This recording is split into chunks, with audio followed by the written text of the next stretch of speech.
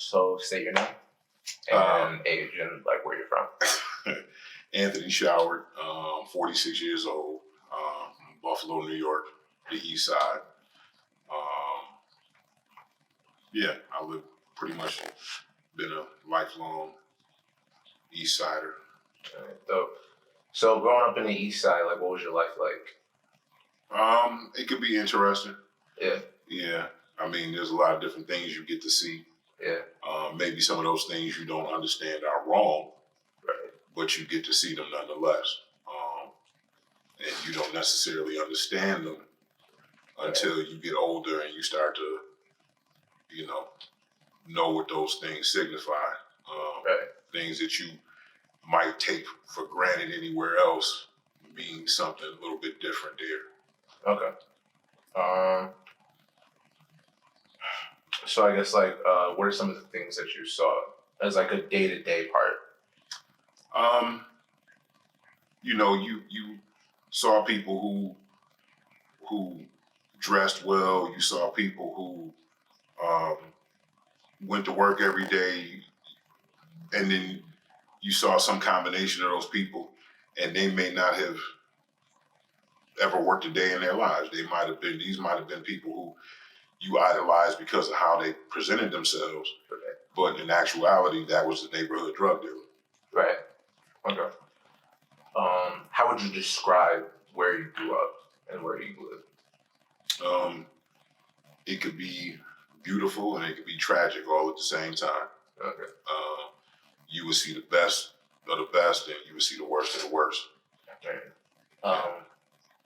For the people who like aren't from Buffalo, like what would you describe so where did you grow up in the city, like in the East Side? I grew up in the Ferry Grider projects predominantly. Okay. So the projects, it can be very deceiving. Right.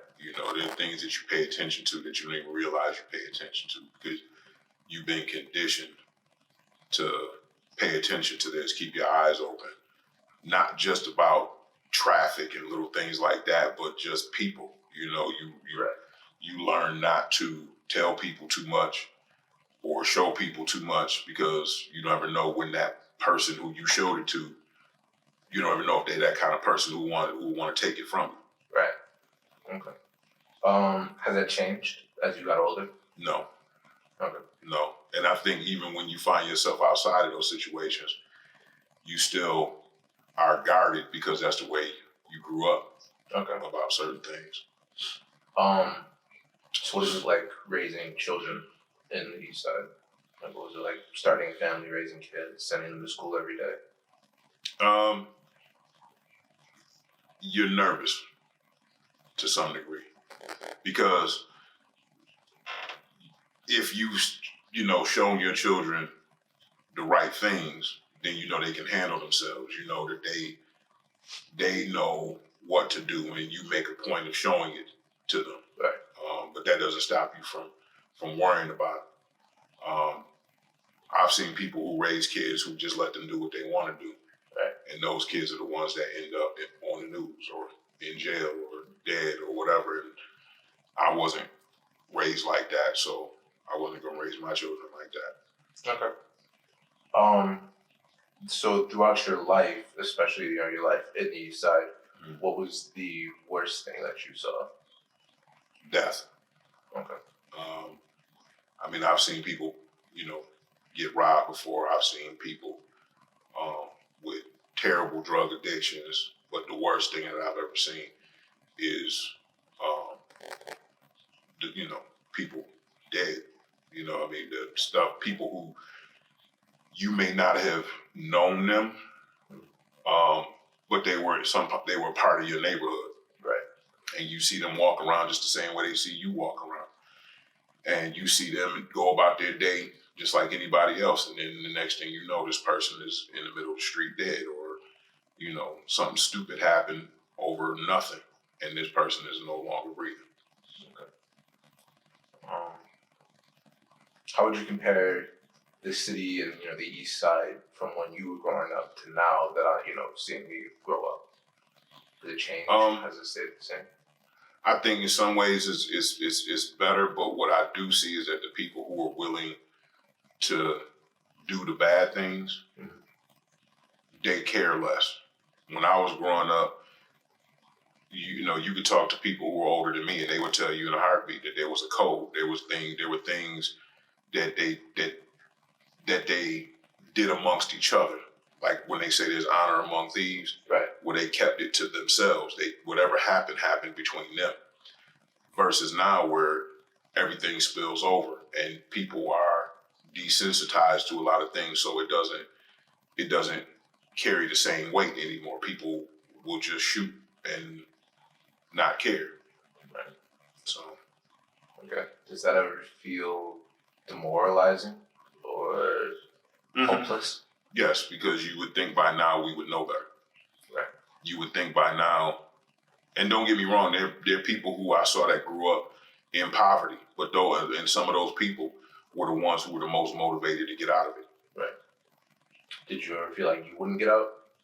No, I knew I was getting out. There was no way in hell that I was staying there. I wanted to get out. Right. Everything that I was shown had nothing to do with where I lived. Right. And so when you grow up and you see things outside of your environment, you start to wonder why you're there to begin with. Right. Why are we in this condition? Why did we have to live here? Why? And some of that stuff is a choice. Some people can get out and choose not to because that's where they're comfortable. But then you have to live with what's there. Right. And I wasn't willing to do that. Okay. What are the effects? You know, now that you're older and you're more seasoned, what are the effects of living in an environment like this? There's a certain kind of post-traumatic stress that you have. I don't think people really readily identify that or people acknowledge it enough or at all. But, you know, there are things that you pay attention to that other people may not. You know, when you see police sirens, you tend to behave differently. You know what I mean? When you see police lights, things like that, when you hear sirens and when you see lights, you may perceive that differently than people who never had to grow up with that. Okay. Do you see those effects or, just general effects of these conditions in your children? To a much lesser degree. Okay. But my children still deal with it subconsciously. But they didn't experience it the same. They didn't experience it in a way that they could have. Right. Because we got out and we did things. We went places. We saw other environments, and that didn't define who we were living where we did. Right. Okay. Do you see situations like ours and like the people around us, like in popular TV and in television, and like how is it portrayed? I think The Wire was a realistic depiction of what it's like to grow up, especially the first season. Yeah. That was a realistic view of it. There are other depictions that they have on television that somewhat try to capture it, but not the essence the way The Wire did. So there's a lot of truth to what they say in that show. There's a lot of people's real lives in that. Right. So the drugs, the everything, the violence, that's for real. Right. Okay. Speaking of The Wire, season 4 specifically, where they try and capture the lives of children in that show, are there moments from that specific season that you can maybe draw a comparison to your own life or to the lives of people that you know?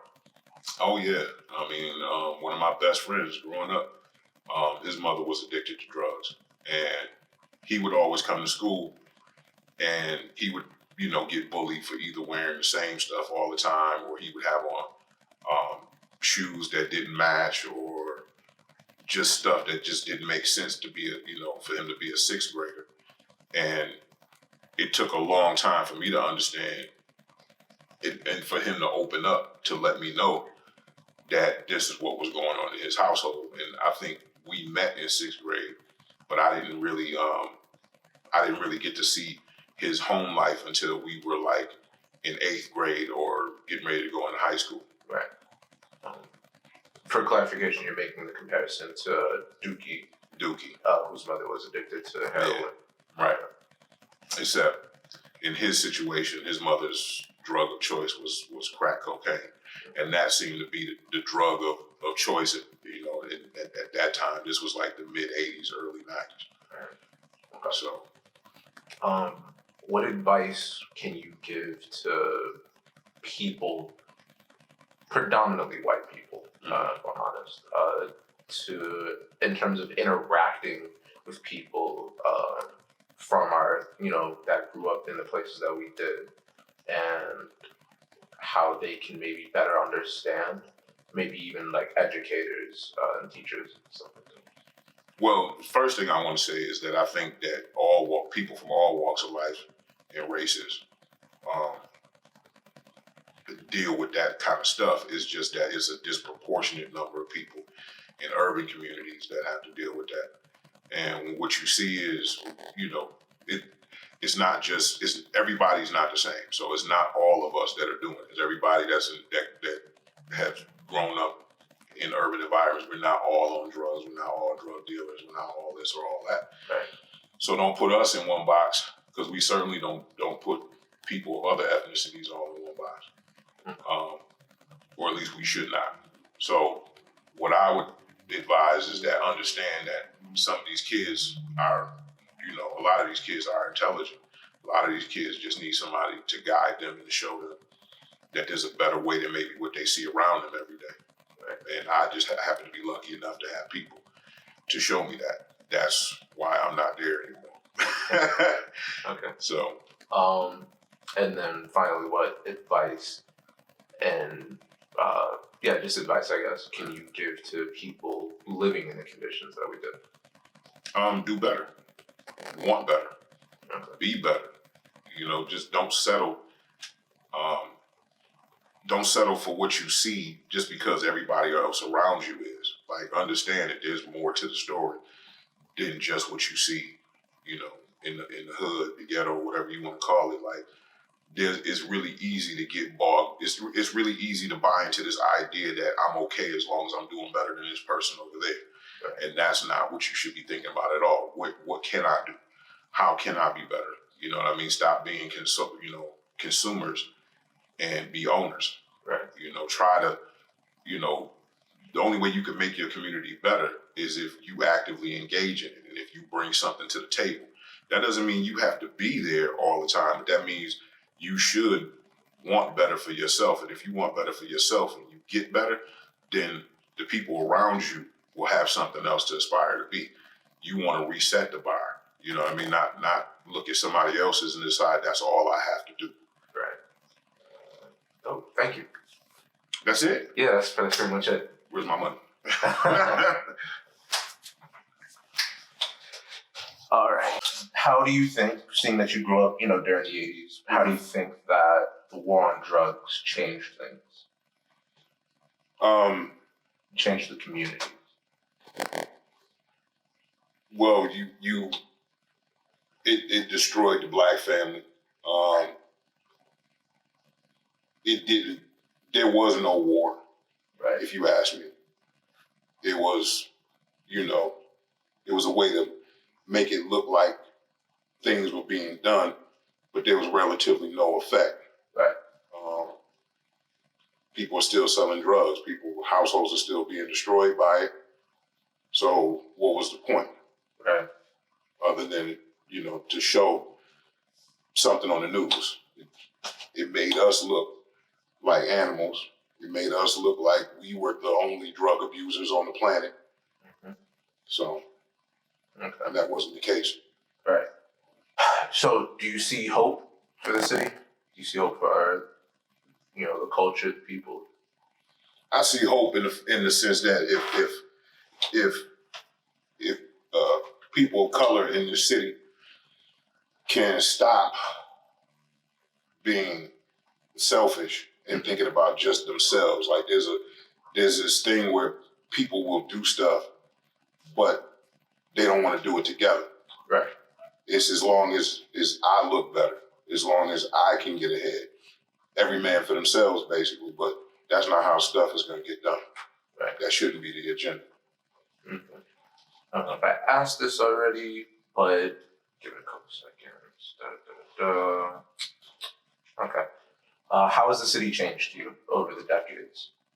I mean, they're doing a lot of things as far as building up the city, but the thing about it is you don't have any stakeholders who have been here involved in what they're changing.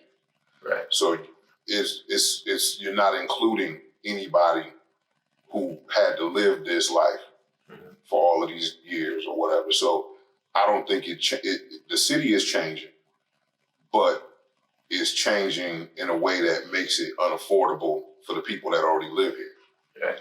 AKA gentrification, which is gonna happen. But I think if you want to learn from the past, and you look at other places that have gone through this, you lose a lot of things when you don't include the people who created the flavor in that area. Okay. How did you see the people that you grew up around in your neighborhood? Well, you had different people who you knew for different things. Right. You had people who you knew came from certain kinds of households because everybody was so close knit, or we were so close together, Right. that you just kind of knew things about them that you may not have ordinarily known in other neighborhoods. Like you knew which family had problems with domestic violence.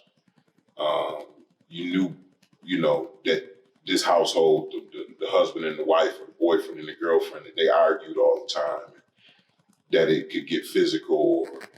Or, you knew who, the person was who had an alcohol or drug problem, or, people who might have just been a little strange and they had maybe some mental issues and things like that. And it was really like characters in a movie. Right. You kind of knew them that way. And then there still were other people who you identified not because of just personality, but what they had. Certain people had certain kinds of cars. Certain people had better cars than you would expect in a poverty-stricken neighborhood, but you kind of assumed that they did certain things to have that kind of car, so you knew what they were about. And that's sort of like how you would identify people, because you might have five different people with the same name. Right. But then if you said, Joe with the Cadillac, or Joe with this kind of car, or Joe with that kind of car, or even if they had even if they wore a certain type of clothing, that's how you knew them, especially if it was something expensive. That was how you would identify them. But they were like characters.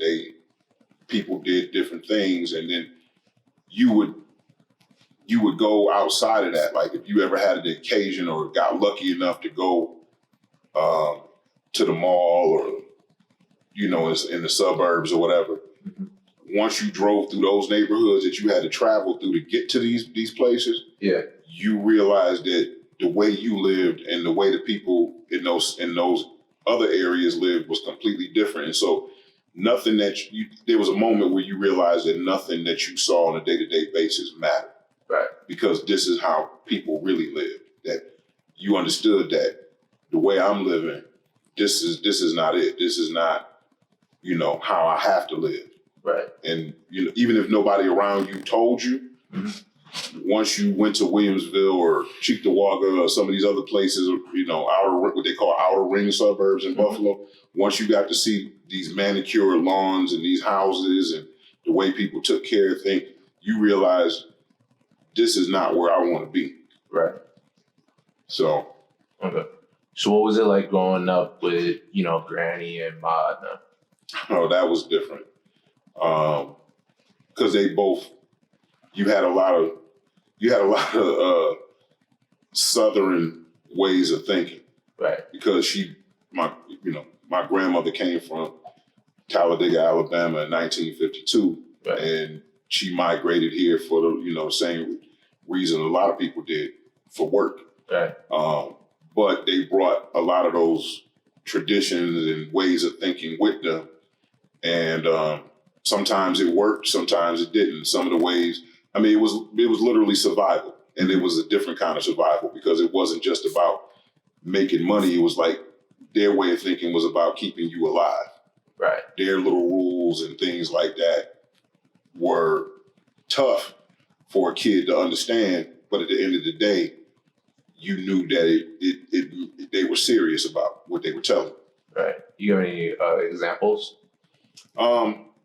Just where you go, things like where you go, things that you look out for that you wouldn't necessarily pay attention to at home. Like always understand where you are. Right. My grandmother, because she was from the South, her things, like she did something funny to me one time. Like when I saw her do something funny, she went to a doctor's appointment. Mm-hmm. And whenever she went to doctor's appointments, I would always wonder, like, why was she getting dressed? And what I mean by that is, like, why are you putting on, like, good clothes, quote unquote, mm-hmm. to go to a doctor's appointment? Like, nowadays, you could just go wearing a pair of jeans or whatever, like, casual. You don't have to mm-hmm. do all this stuff. And I realized when I got older that the reason why she did that is because she didn't want to be treated poorly.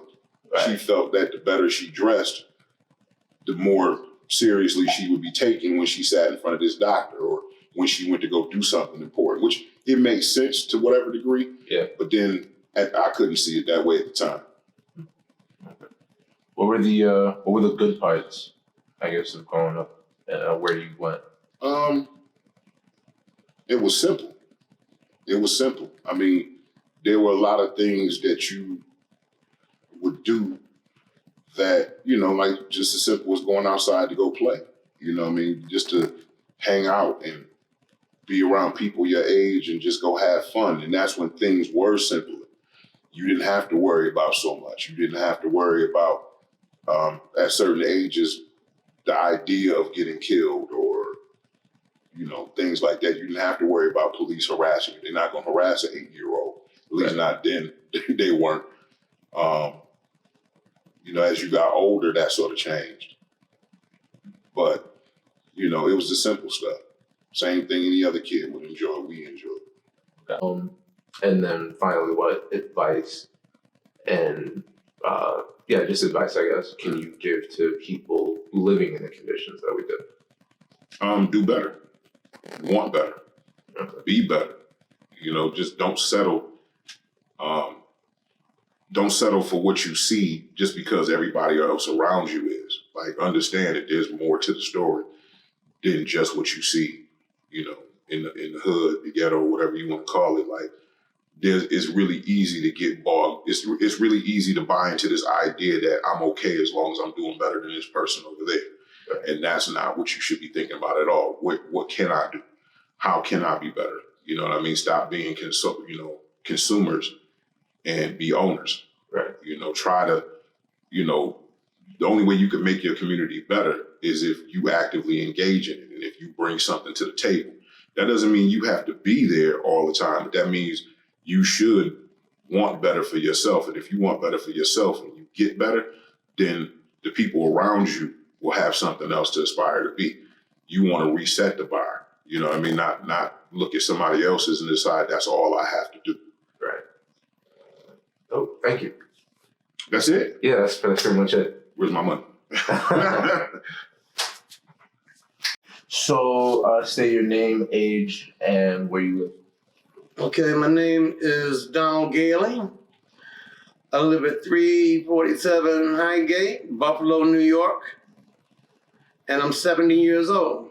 All right, cool. So, growing up in the city, kind of what was that like? What was your experiences growing up here? Growing up was back in the late 50s and early 60s was all right, but compared to what it is now. Right. Could you describe your experiences? Get up in the morning as a child, say from the time I was 6 until the time I was 12. Got up every morning, Mhm. ate breakfast, then got out the house and went running, playing. Okay. And as far as getting older, it was about when I was 17, I went into the Marine Corps. Okay. So, coming back from the Marines, what was your, I guess, experience like seeing things? My whole train of thought had changed Okay. because when I came back out the Marine Corps, I went into 17. When I came back out, I had grown. Right. It wasn't like it was when I went in. So I looked at the city altogether different. My goal was to after I got out, to try to get a job. Right. And I finally got a job working for Chevrolet. What were some of the things that you've seen, like just living here? Here in Buffalo? Yeah. What do you mean? Give me Just I guess things that you see around the neighborhood and in people here that maybe someone who wasn't from here or lived in better off circumstances may not understand. Definitely there were definitely people people of color that lived better than we lived down Spring Street, I didn't really pay it any attention because I thought that's the way it was supposed to be. So, but after I came back from out the Marine Corps, like I said, my whole train of thoughts changed. It was about bettering myself and bettering, trying to make things better for my mother. Okay. So what are some of the effects you think that come with living in a place like this? Determination, Okay. mainly determination to make yourself better. Okay. Here in Buffalo, there was a chance right now, like Buffalo is the only place on the Eastern Seaboard now that you actually can rent a house for $600 a month. Right. Everywhere else it's been changed. Right. And it's about to change here too, but it's livable, put it like that. It's livable. And I grew up on the east side, Okay. Do you think situations like this change people? Oh, definitely. How so? Definitely, as you see what's going on now through the media, you gotta change. You have no choice. Right. You have to work harder. You have to be more determined on what you're doing. Yeah. And definitely you have to raise your kids right. Right. Different from when I got raised. Right. What are some of the things that you have to prepare your children for, specifically Black children, or children in worse off circumstances? First of all, you got to let them know you have to have an education. That's first. Mm-hmm. First of all, education is key. You know what I mean? Mm-hmm. You try to teach your kids to have respect for others, right, as you want respect for you. So that's one thing that you have to teach. Another thing you have to teach, you have to teach them how to grow up. Right. Clothes, how to wash their clothes, how to cook. Right. You understand? How to take care of bills as they grow up. Right. Do you think that you were successful in that? Yes, I do. Okay. Considering I left school in 10th grade. Okay. But you can't do that now. Right. Do you think that, what's the right way to word this? What are the challenges that come with raising children here? The challenges. Specifically Black children. Yeah, I understand. Yeah. Challenges to keep them, like I said before, to teach them main thing is to teach them to respect other people the way you want to be respected. That's the hardest thing to teach a child in these days right now. You know, because a lot of these kids, they don't have respect for themselves, so they don't have respect for anybody else. Right. And the parents now are just a little bit older than they are. Right. You know what I mean? And stuff. So it's babies raising babies. Right. You know? Mm-hmm. And it's definitely a challenge out here now. You know? Do you see the experiences of our people expressed well on TV, like in film? No. Why not? No. Like, why do you think that is? Because the entertainment system is white corporate. Right. You know, we have very few black people that is in the media that is in charge of the media. Right. We have a hard time getting black films out. You know. Yeah.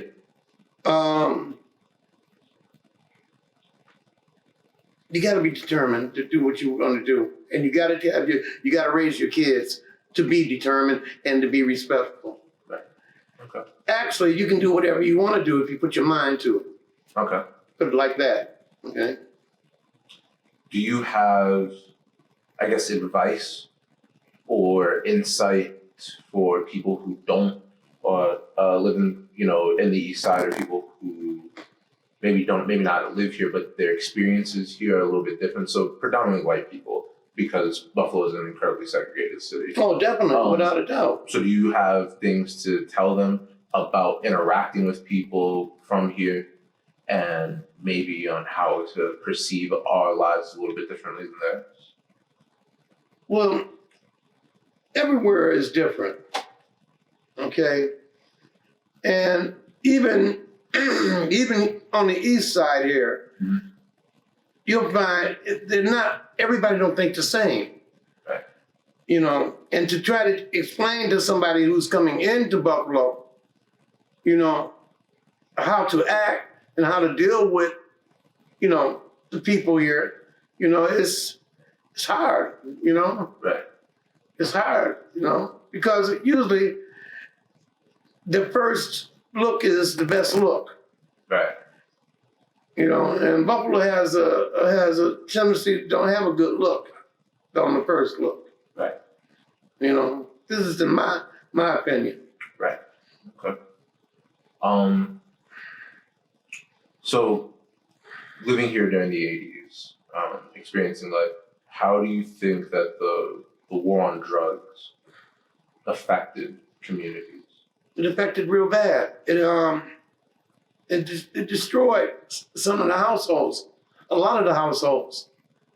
A lot of parents didn't see there was no jobs. Mm-hmm. There was no jobs. So the only thing they could take up was with the drugs. Right.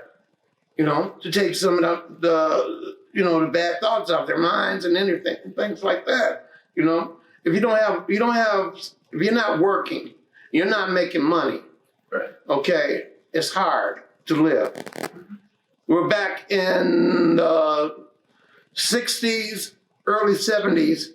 You had what is known as the welfare, where you got money from downtown, mm-hmm. and you got a grant to get you a house. Right.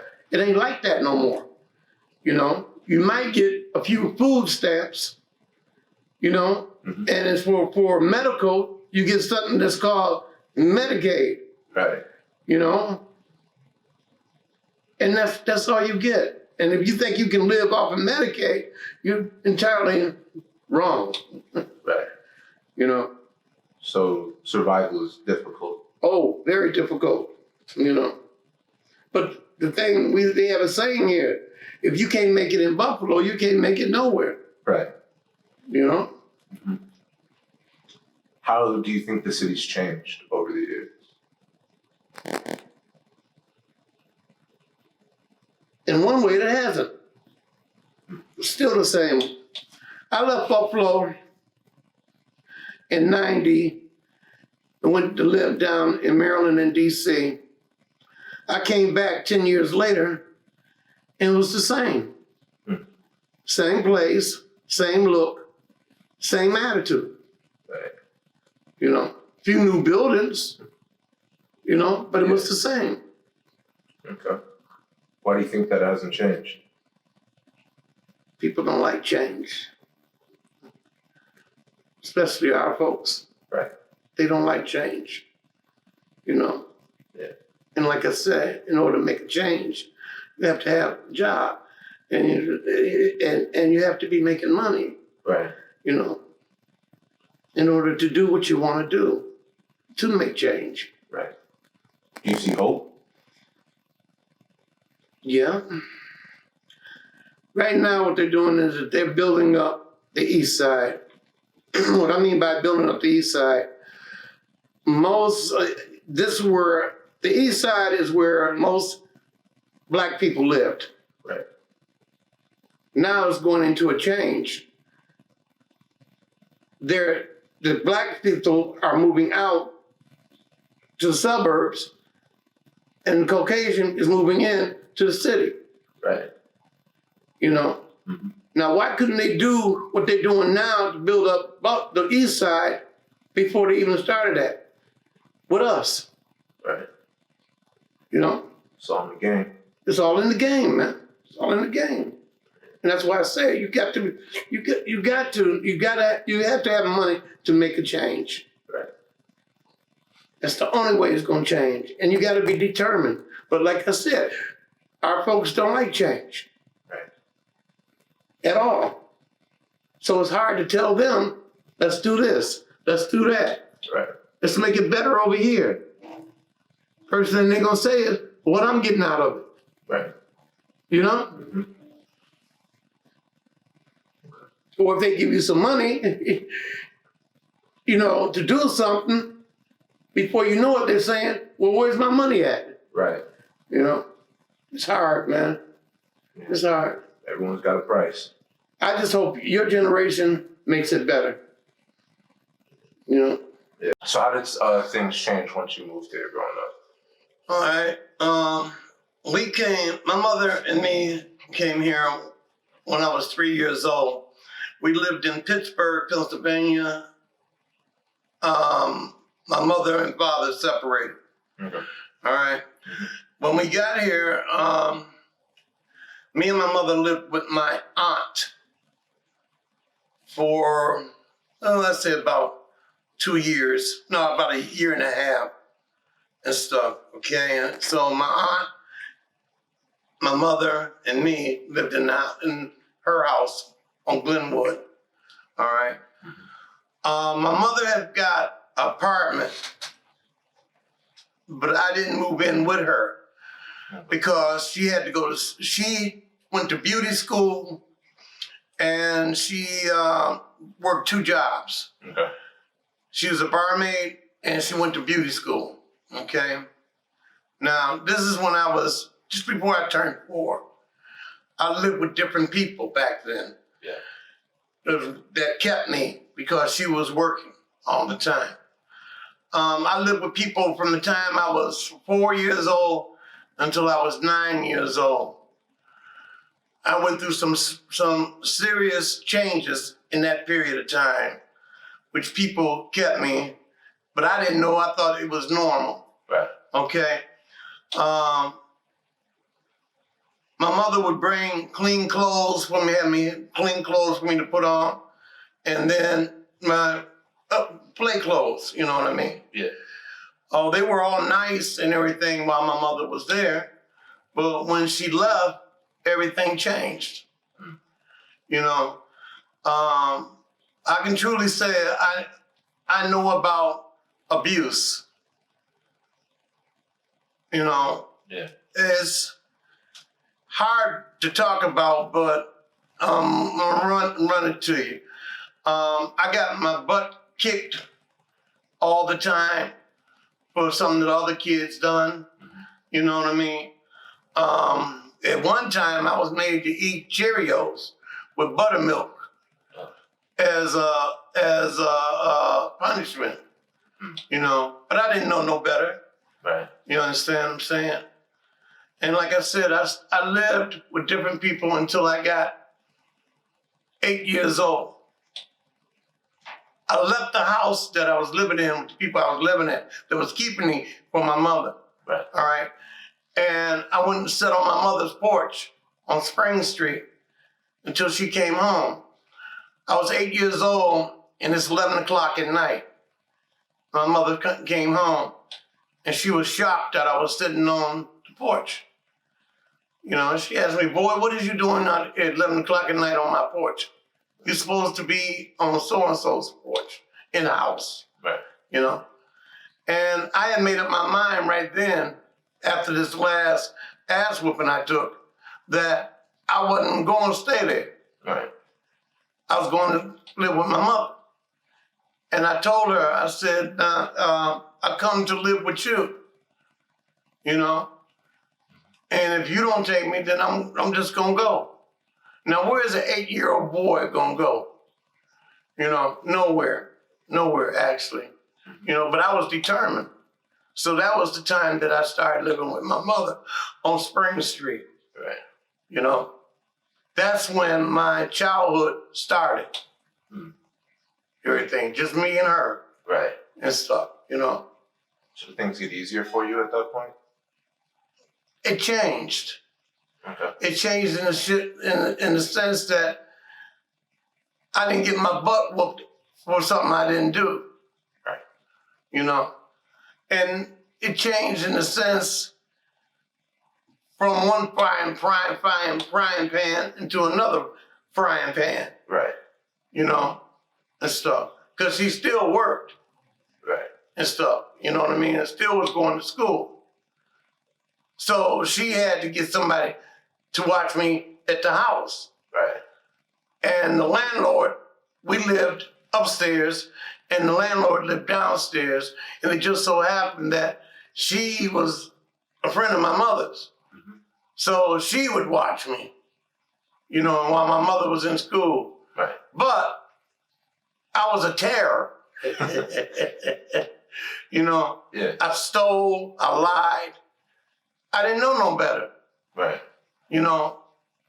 And I got my butt whooped. You understand what I mean? Yeah. And when they say spare the rod, spoil the child, that's no lie. Right. You know? Mhm. You know, it helped me. I'm not, you know, I'm here. Right. And it didn't kill me. And anything that don't kill you is good for you. Right. You understand? So you think you're stronger for everything that happened to you? Oh, I wouldn't change it one little bit. Everything that has gone in my lifetime. So, like I said, I'm 70 years old now. Everything that I went through, I wouldn't change. Okay. Because it made me the person I am now. To be able to sit up here and talk to you, Right. you know, and give you some knowledge on what's happening. You know what I'm saying? Yeah. Yeah. All right. Last question. Do you have anything to say to people in general, just about, I guess, the situation in the city? Just the city? I mean, in general, I guess. I mean, for our people, for Our people need to get Trump out of office. Because we're going backwards. right. Totally backwards. Okay. And that's all I got to say. All right. Well, thank you. Appreciate your input.